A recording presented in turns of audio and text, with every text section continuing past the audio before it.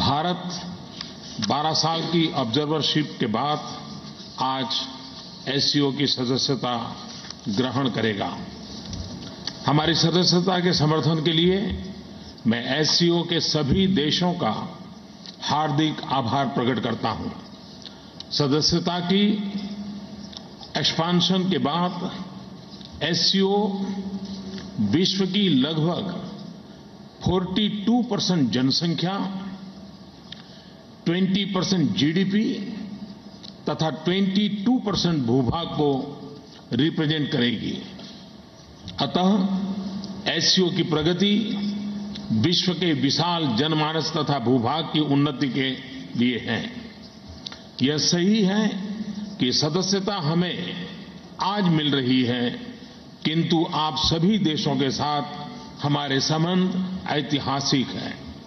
परस्पर विश्वास तथा सद्भावना हमारे राजनैतिक तथा आर्थिक सहयोग की मुख्य आधारशिला है। एससीओ देशों में हमारी सहभागिता के कई आयाम हैं। ऊर्जा, एजुकेशन, एग्रीकल्चर, सुरक्षा, minerals, capacity building, development partnership, trade तथा इन्वेस्टमेंट इसके प्रमुख ड्राइवर्स हैं।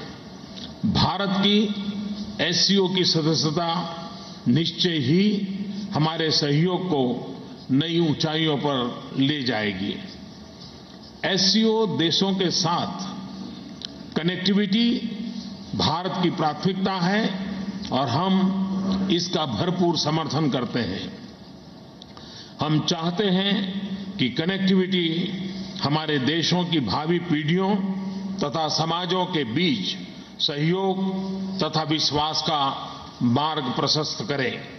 इसके लिए कनेक्टिविटी इनिशिएटिव्स अथवा परियोजनाओं की सफलता एवं स्वीकृति के लिए संप्रभुता तथा क्षेत्रीय अखंडता का आदर जरूरी तथा इनकी इंक्लूसिविटी तथा सस्टेनेबिलिटी आवश्यक है। अंतर्राष्ट्रीय नॉर्थ साउथ ट्रांसपोर्ट कॉरिडोर तथा चाहबार एग्रीमेंट से हमारा जुड़ना और अशकाबाद एग्रीमेंट को ज्वाइन करने का हमारा निर्णय भारत को इस क्षेत्र से और अधिक घनिष्ठ रूप से जोड़ेगा। आतंकवाद मानव अधिकारों तथा मानव मूल्यों के सबसे बड़े उल्लंघनकारियों में से एक है। अतः आतंकवाद तथा अतिवाद के खिलाफ संघर्ष एससीओ के सहयोग का अहम भाग है। मुद्दा चाहे रेडिकलाइजेशन का हो, टेररिस्ट की रिक्रूटमेंट का, उनकी ट्रेनिंग का अथवा फाइनेंसिंग का, जब तक हम सभी देश मिलकर इस दिशा में कोऑर्डिनेटेड तथा सशक्त एफर्ट्स नहीं करेंगे, तब तक इन समस्याओं का समाधान असंभव है। इस संदर्भ में एससीओ द्वारा किए गए सुदृढ़ प्रयास अत्यंत सराहनीय है।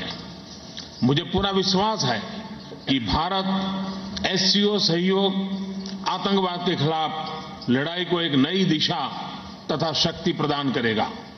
क्षेत्रीय परिप्रेक्ष्य में अफगानिस्तान में शांति तथा स्थिरता भी एससीओ के प्रयासों से लाभ उठा सकती है।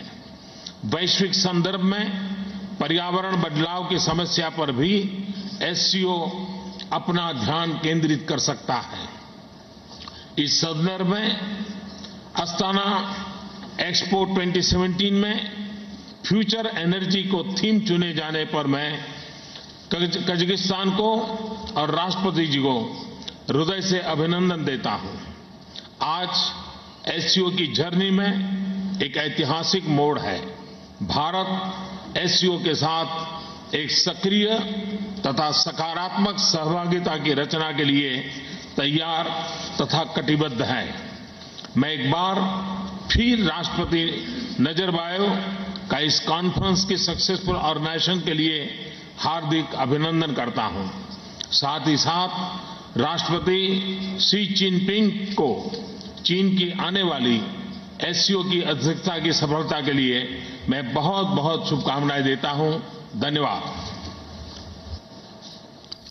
तो एससीओ समिट में बोल रहे थे प्रधानमंत्री मोदी, और भारत की एससीओ सदस्यता हमें नई ऊंचाइयों पर ले जाएगी, ये बात कहते हुए प्रधानमंत्री मोदी ने का जो मुख्य फोकस था वो दरअसल आतंकवाद की समस्या पर था कि आतंकवाद मानवता का सबसे बड़ा उल्लंघन है, और आतंकवाद, रेडिकलाइजेशन, ट्रेनिंग, फाइनेंसिंग, अगर इन सभी समस्याओं से निजात पानी है तो सभी देशों को मिलकर इसके खिलाफ लड़ना होगा। और ये जो एससीओ सदस्यता मिली है हमारे देश को, आतंकवाद के खिलाफ लड़ाई को इससे नई दिशा मिलेगी और पर्यावरण बदलाव में भी ये एक बड़ी भूमिका निभा सकता है। मानव अधिकारों तथा मानव मूल्यों के सबसे बड़े उल्लंघनकारियों में से एक है, अतः आतंकवाद तथा अतिवाद के खिलाफ संघर्ष एससीओ के सहयोग का अहम भाग है। मुद्दा चाहे रेडिकलाइजेशन का हो, टेररिस्ट की रिक्रूटमेंट का, उनकी ट्रेनिंग का अथवा फाइनेंसिंग का, जब तक हम सभी देश मिलकर इस दिशा में कोऑर्डिनेटेड तथा सशक्त एफर्ट्स नहीं करेंगे, तब तक इन समस्याओं का समाधान असंभव है।